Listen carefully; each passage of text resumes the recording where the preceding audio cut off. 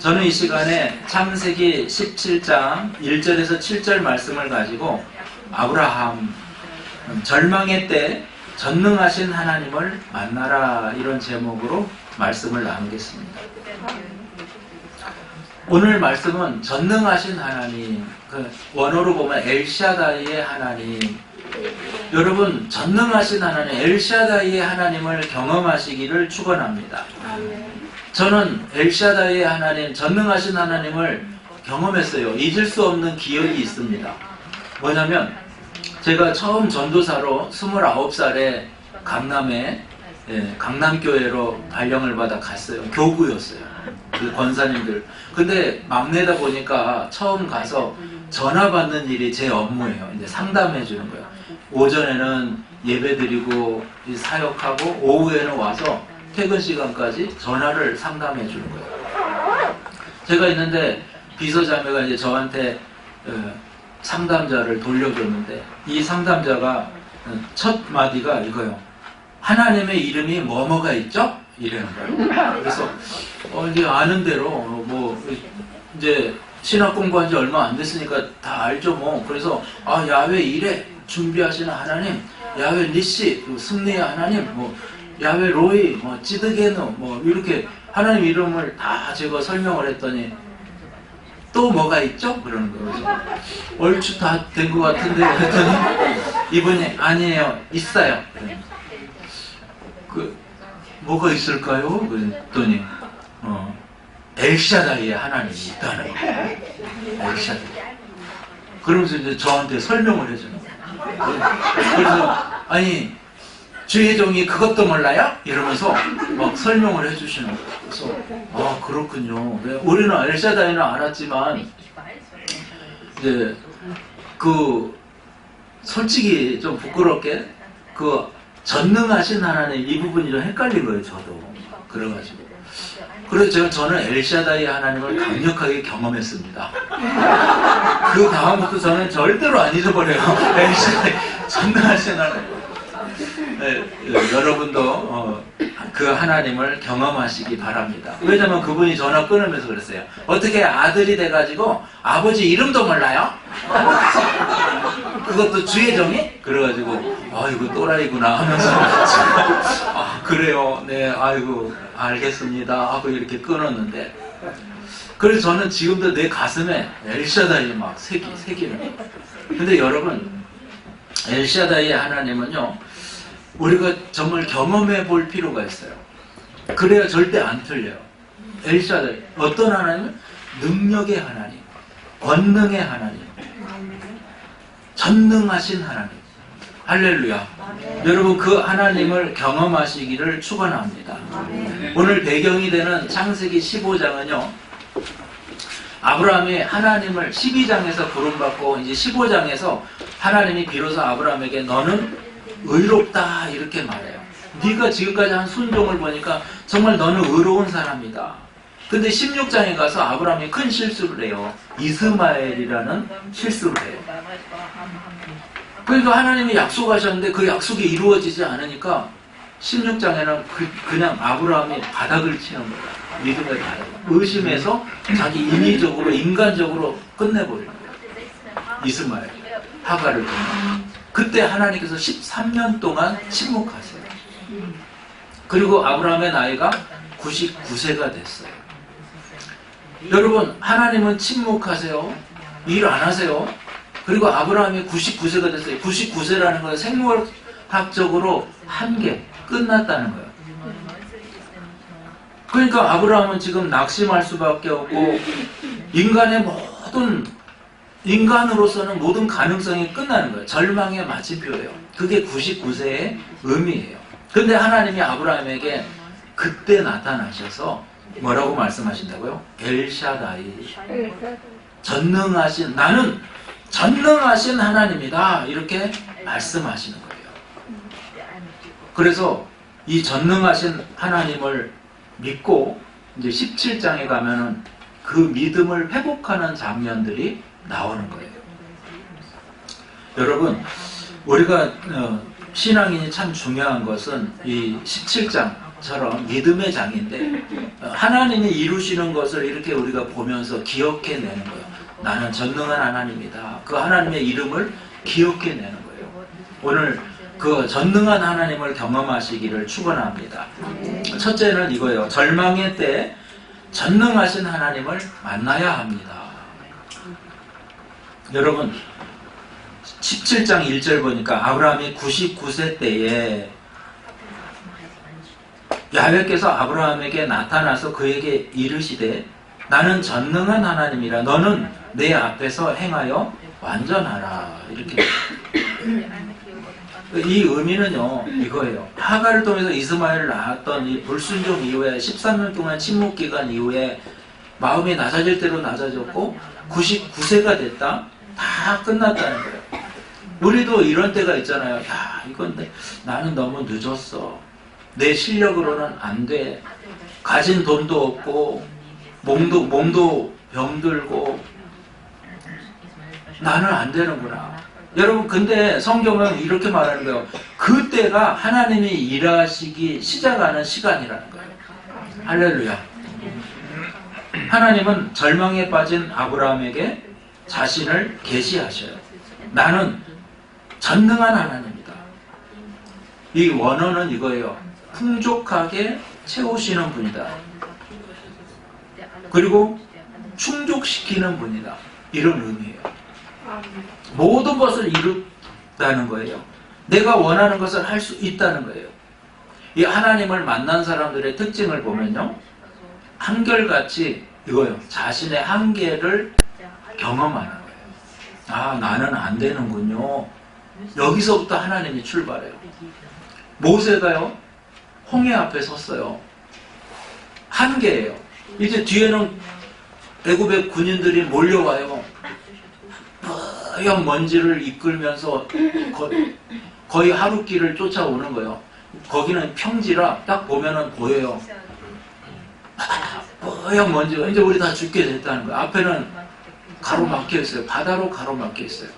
그때 하나님이 바다에 길을 여시는 거예요. 그게 모세의 한계였죠. 난공불락의 여리고성. 여리고성도요 이중성이에요. 이중성.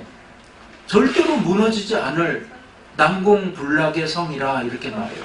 근데 그곳을 무너지는 거예요. 기드온의 300용사. 300명의 용사로 13만 5천 명을 물리쳐요. 하나님이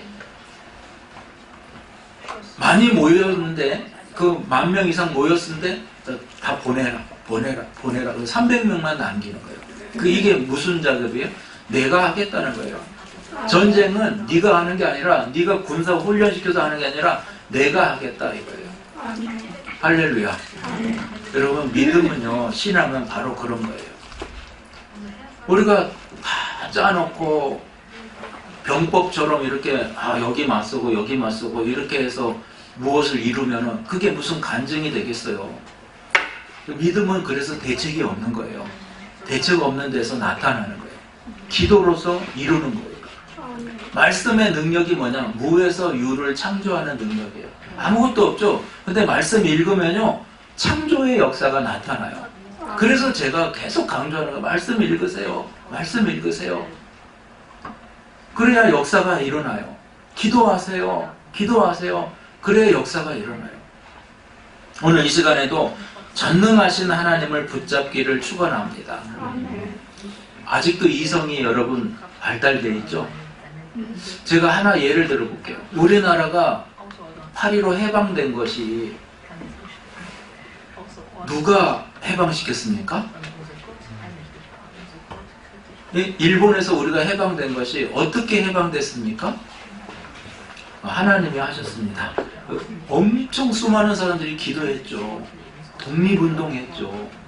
근데 결국 일본의 패망은 어디에요? 진주만 공격 들어가가지고요 원자폭탄 맞고 패망한 거예요. 그리고 우리나라에서 철수한 거예요. 우리나라에서는 철수한 거예요. 쫓겨간 게 아니라 철수한 거예요. 자진해서. 우리가 이런 역사를 보거나요 인간사를 보면은 내 힘으로 한 것 같은데 전혀 다른 힘이 존재하는 것을 느껴요. 우리 자녀들, 학생들도요, 내가 다 하는 것 같죠? 부모들이 얼마나 뒤에서 여러분 기도하고 지원하고 여러분 수고합니까? 그걸 생각해야 돼요. 내가 다 했다고 생각하면 오산이라는 거예요. 해방되었을 때요, 수많은 사람들이 기도의 응답으로 감사하고 찬양했어요. 저는 그 모든 역사가 기도의 역사라고 믿어요. 우리가 일어나고 있는 현상만 보지 말고 그 뒤에 역사되어지고 있는 기도와 전능하신 하나님의 손길을 경험하시기를 축원합니다. 여러분 절망이 있습니까? 지금 절망돼요? 그러면은 기회예요. 이제 하나님이 일하실 수 있어요. 여러분, 아브라함에게 있어서 99세는 절망이었어요.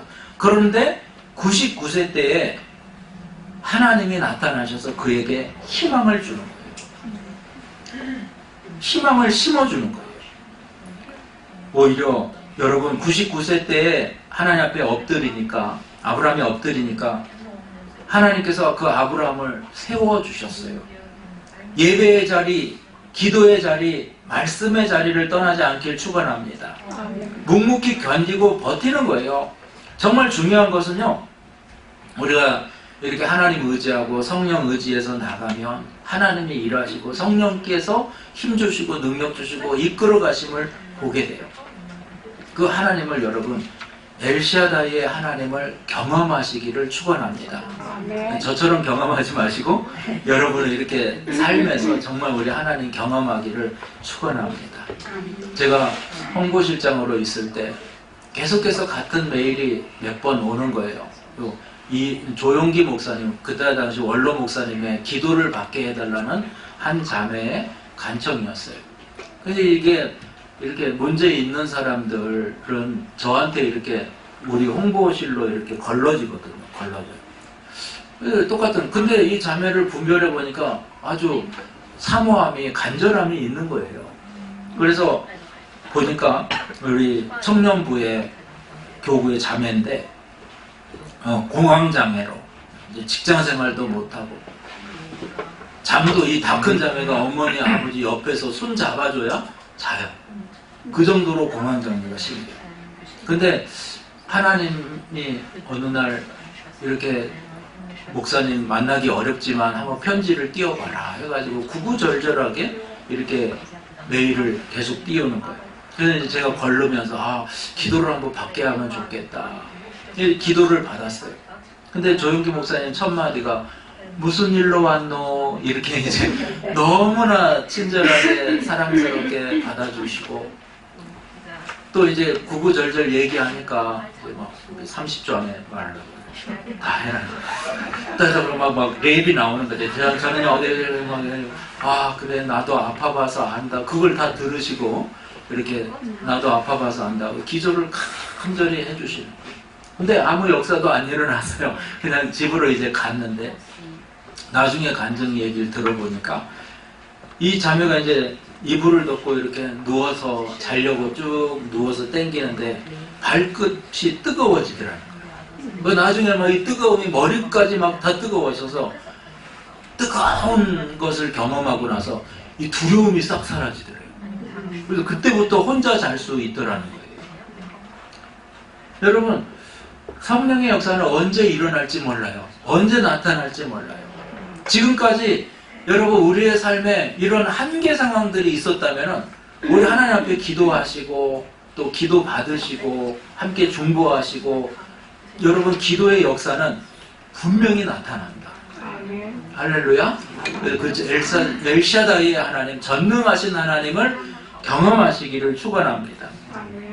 두 번째는 절망의 때 믿음의 후손을 세워야 되는 거예요. 하나님은 99세에 절망에 빠진 아브라함을 찾아와서 단순히 상황만 고쳐주지 않고요, 그 이름 자체를 바꿔주세요. 처음에 부름받을 때 아브라함의 이름이 아브람이에요. 오늘 성경도 잘 보세요. 읽을 때 좀 아브라함 뭐 이렇게 똑같으니까 좀 그런데 아브람이고 아브라함이에요. 그죠?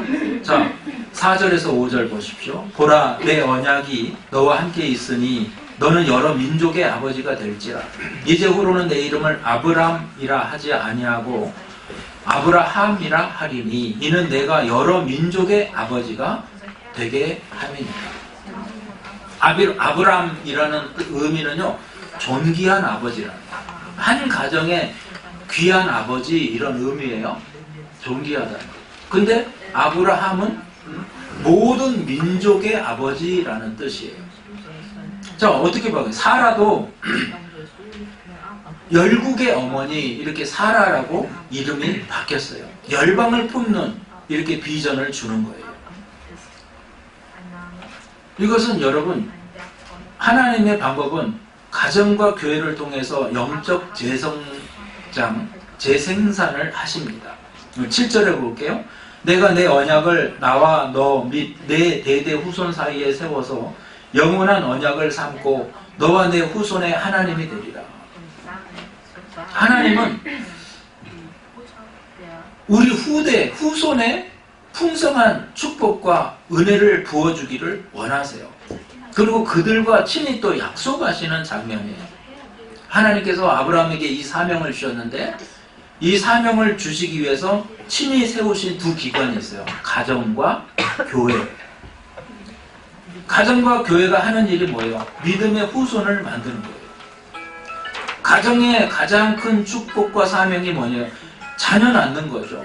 믿음의 후손이에요. 교회가 할 일이 뭐냐? 교회도 믿음의 후손을 만드는 거예요. 그래서 전도하는 거예요. 그래서 살아있는 교회가 되기 위해서는 새로 믿는 사람들이 많이 들어오고 자꾸만 양성해지고 그들이 교육받고 훈련되고 또 보냄을 받고 바로 이런 거예요. 한번 생각해 보세요. 이런 재생산이 없다면 여러분 안 되는 거예요. 오늘 아브라함의 축복을 제가 한마디로 이렇게 요약한다면 이런 거예요. 한 농부가 과일 농사를 짓는데 사과 농사를 짓는데 이 농부 밭에 있는 사과가 너무너무 달아요. 맛있어요. 그래서 이 동네 사람들을 주면은 먹어본 사람들은 하나같이 눈이 커지면서 너무너무 맛있다. 극상품의 사과다. 칭찬을 해요. 그러면 우리 생각에는 야 이거 나만 먹고 예? 내 거에만 나오면 되겠다 이렇게 생각할 수 있는데 내가 팔면은 비싸게 받을 수 있으니까. 근데 이 사람은 그렇지 않아요. 이 농부는 그 사과를 가장 좋은 씨앗을 통해서 사람들에게 전해줬어요. 이웃들에게. 그러니까 그 이웃들이 받고 또 그 이웃들이 다른 마을에 또 주고 그래서 그 일대가 극상품 사과로 다 덮였어요. 나중에 이 사람이 죽었어요. 그런데 이 사과는 그 마을에 특산품이 되어 있어요. 만약에 자기 마당에 혼자 심어놓고 혼자 먹고 혼자 끝냈다면 사과나무 수명이 다할 때 그냥 베어지고 끝나는 거예요. 이 사람 죽을 때 끝나는 거예요. 바로 이것과 같아요. 우리가 생명을 가지고 있잖아요. 이 생명은요 전달되어질 때 값진 거예요. 아멘입니까? 이게 전도라는 거예요. 전도. 전도라는 어리석고 보이지만 이것을 통해서 거룩한 진영이 넓어지는 거예요. 저와 여러분, 그래서 마귀가 공격하는 게 뭔지 아세요? 믿음의 후손을 못 만들게 하는 거예요. 가정 못 만들게 하는 거예요. 한국에도 지금 제가 며칠 전에도 지난번에도 말씀했지만 심각하다는 거예요. 저 초등학교 때만 해도 막 60명, 70명이었는데 지금은 서울의 어떤 학교는 10명이에요. 그래서 너네 교회 다니는 친구 손 들어보면 2명, 3명, 많은 거죠. 2명. 그러니까 여러분 교회 학교가 어떻게 되겠어요? 교회들, 기성교회들 막 1000명 되는 교회 학교가 3명, 5명이에요. 지금 심각합니다. 여러분 이거 마귀가요 자꾸 이 믿음의 대를 끊으려는 거예요. 그런데 저기 못을 어떤 친구들은 겁나게 나아요. 막 재생산하자 막 와 나 참 첫째 부인한테서 5명, 둘째 부인한테 5명 막 퍼치세 막 하면서 씨를 겁나게 퍼쳐요. 우리가 여러분 이게 마귀의 전략이에요. 정말 우리가 정신 차리고 애 낳아야 돼요. 정신 차리고. 가능하신 분들은 빨리빨리 더 우리가 교육은 책임질 테니까. 독일은 나라에서 책임져 줍니다. 나라에서. 그래서 우리를 하나님의 후손되게 전도해서 예수님 믿게 하는 거, 이거 얼마나 귀한 영적 재생산인지 몰라요. 그래서 아브라함에게 주신 축복이 뭐냐? 내 후손이 복을 받을 거다. 내 후손들이 복이 될 거다. 복의 근원이 될 거다. 그래서 그 후손들에게 축복하는 거예요. 우리가 이런 모습 되기 위해서, 이런 교회 되기 위해서는 울타리가 낮아야 돼요. 울타리는 뭐냐면, 울타리는 구별되는 거예요. 저와 여러분 교인이 아닌 세상 사람과 구별되는 게 뭐예요? 그게 예수님을 구주로 믿는 거예요. 예수님이 내 구주예요. 이렇게 믿는 거예요. 교회 아니나 밖이나 다 똑같다. 이건 잘못된 거죠. 그런데 교회에 들어오기 위해서는 조건이 필요하다. 몇 년 동안 교육받아야 되고 뭐 해야 되고 이러면 안 돼요. 그냥 우리가 울타리를 좀 낮춰야 돼요. 굉장히 우리 후손들에게도 마찬가지예요. 그냥 믿음이라는 것은 이렇게 성숙되어져 가는 과정의 첫 단계는 이렇게 굉장히 넓히는 거예요. 아브라함도 좋은 아버지, 최상급의 아버지에서 열국의 아버지로 이렇게 넓어졌죠. 그 다음에 넓어지고 깊어지는 거예요. 넓어지고. 아, 우리 교회는 수준 있는 사람 몇 명만 모여가지고 아주 특별한 예배를 드립니다. 아니요, 부흥이라는 말은요, 수가 많아지고 성장을 하는 거예요. 그래서 수가 많아지고 성장을 하는 거예요. 그러니까 어느 한 곳에 치중하면 안 돼요. 아브라함도 깊어지고 넓어지고 이게 다 일어난 거예요. 저와 여러분도 부흥과 성장, 숫자적으로도 많아지고 오랜 전통으로 또 성숙해져가는 그런 우리 교회 되기를 축원합니다. 그러기 위해서는 나 한 사람부터가 변화되고 바뀌면 되는 거예요. 어떤 마을에 아주 오래된 성당이 있었습니다. 이 성당에 유리창은 먼지가 가득하고 성당 곳곳에는 자욱하게 먼지가 있어요. 어느 날 한 청년이 왔어요. 이 청년이 아침부터 유리를 닦기 시작해요. 유리창을 닦기. 처음에는 그냥 유리창 같았는데 이 청년이 닦고 나니까 이게 스테인드 글라스였던 거예요. 이 성당에 화려한 스테인드 글라스가 빛나기 시작해요. 빛이 안으로 퍼져가서 안을 비추기도 하지만 오히려 닦아놓으니까 이 빛이 밖으로 막 빛나서 펼쳐 보이는 거예요. 그 동네 사람들이 야, 이렇게 멋진 교회가 우리 마을에 있었나? 그러면서 한 사람씩 찾아오기 시작해요. 찾아와서 보니까 속 안에는 더 휘황찬란한 스테인드 글라스 불빛으로 빛나고 있어요. 이것도 모르고 마을 사람들은 저기 도해지 다른 곳에 있는 성당을 찾아가서 야, 성당 멋지다 하고 구경하고 다녔는데 알고 봤더니 자기 교회에 가장 아름다운 성당이, 멋진 성당이 있었다는 거예요. 우리가 영적으로 한번 봐서 우리가 대단한 일을 하지 않아도 그냥 삶의 먼지를 닦아내는 마음으로 하나님의 빛을 통과시킨다면 여러분, 우리는 세상의 빛이 될 수 있어요. 세상 가운데도 비춰질 수 있다는 거예요. 그래서 여러분, 작은 헌신, 작은 수고, 바로 이것을 통해서 세상에 있는 사람들이 그 빛으로 우리에게 돌아온다. 이거를 꼭 기억하시기 바랍니다. 저와 여러분의 신앙에도 이런 능력과 은혜가 넘쳐나기를 축원합니다. 그래서 절망의 때 전도하고 믿음의 후손을 많이 세우는 신앙 되기를 축원합니다. 마지막 세 번째로요, 절망의 때 내 힘을 빼는 영적 할례를 행해야 됩니다. 오늘 그 다음에 나오는 메시지가 언약의 징표로, 하나님과 언약의 징표로 포피를 베는 할례를 받으라고 하세요. 자, 17장 11절. 너희는 포피를 베라. 이것이 나와 너희 사이의 언약의 표징이니라. 할례는요, 역설적인 의미가 있어요. 뭐냐면 약해짐으로써 강해지는 거예요. 하나님은 아브라함에게 언약의 표징으로 할례를 명하셨어요. 할례가 가장 중요한 신체 부위의 예민한 부분을, 껍질을 잘라내서 여러분 상처가 나는 거예요. 약해지는 거예요. 이게 영적인 의미는 하나님 앞에서 내 힘을 빼는 거예요. 하나님이 하셨어요. 철저하게 하나님 의지하는, 그게 할례예요. 이 할례가 신약으로 내려올 때 뭘로 바뀌냐면은 침례로 바뀌어요. 그리고 성찬으로 바뀌어요. 예수님이 친히 침례와 성찬을 우리에게 제정해 주세요.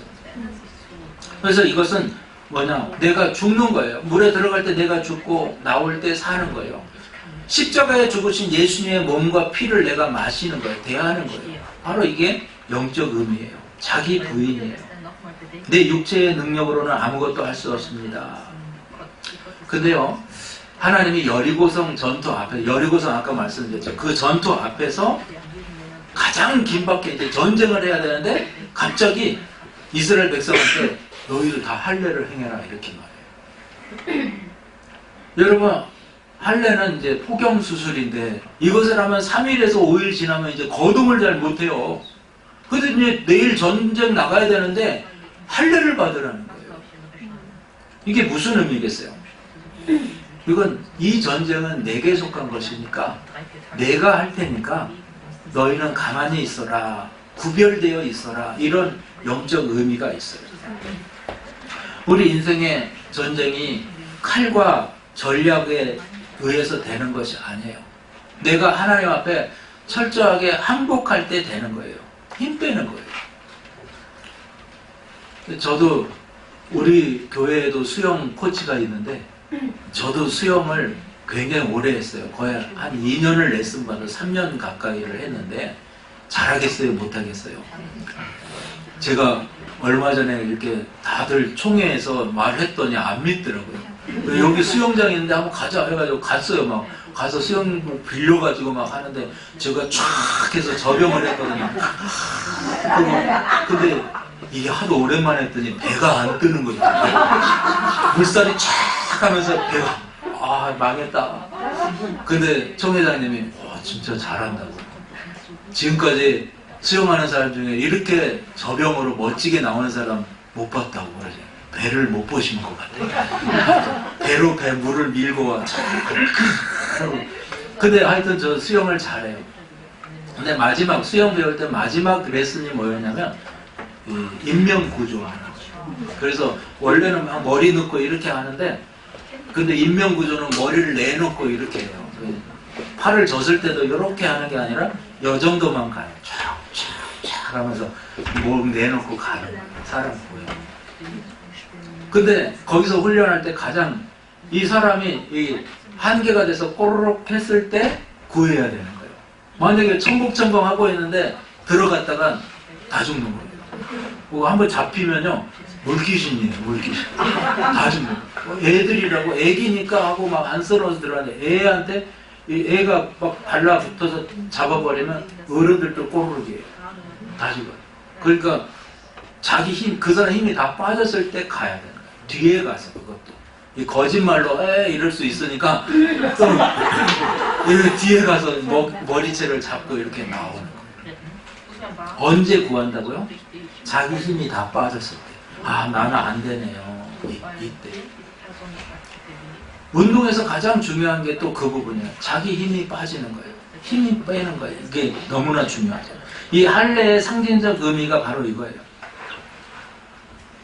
이 힘 빼는 거, 나는 안 되는군요. 이거를 몸에 기억시키는 거예요. 기억시키는 거예요. 몸으로 기억하는 거예요. 여러분, 이 몸으로 배운 거는요, 절대 안 잊어버려요. 엘샤다이, 제가 안 잊어버린다고 그랬잖아요. 엘샤다이. 몸으로 배웠어요. 자전거 타잖아요. 3살, 4살 때 자전거 타면은 어른이 돼서도 30년 만에 타도 몸이 기억한대요. 할례는 뭐냐? 몸으로 기억시키는 거예요. 다시 말해 성찬을 하고 침례를 하고 이건요 몸으로 기억시키는 거예요. 여러분, 의사들이 강조하는 건강 이론이에요. 잘 보세요. 멘탈이 안 좋은 사람들을 보면요, 정신적으로 약하고 이런 사람들 보면 몸 움직이는 걸 싫어한대요. 그래서 안 해요. 아시겠지 뭐. 근데 몸을 안 움직이면 몸이 약해지는 게 아니라 정신이 약해진다는 거예요. 무의식이 약해진다는 거예요. 그래서 아플수록 몸을 움직여야 된다는 거예요. 몸을. 어제도 우리 조용호 안수 집사님 또 우리 이도 성도님 오셔가지고 우리 또 성현이랑 성민이랑 저 뒤에 주차장에 나무를 다 뱄습니다. 나무. 엄청 큰 나무 그걸 다 베어가지고 여기에다 다 갖다 놓은 한 산이 됐어요. 이거 마르면 이제 우리 모 권사님이랑 핵슬로 돌려가지고 이제 저걸 버려야 되는데. 할렐루야.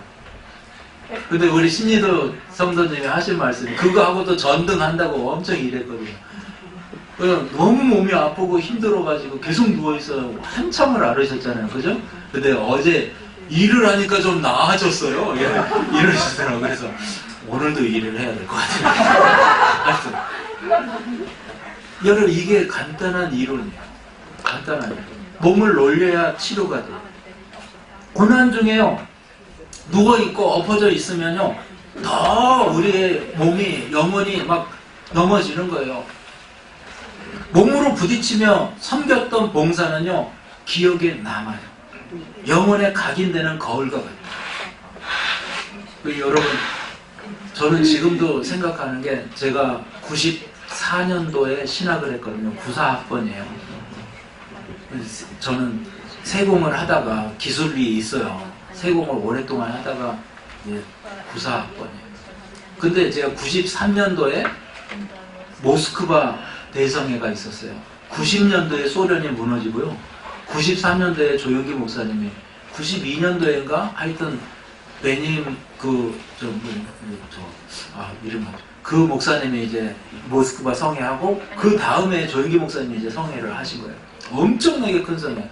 모스크바 생페테르부르크 뭐 이렇게 다니면서 성회 준비하고 엄청나게 우리가 한 30명 청년이 갔는데 정말 고생했어요.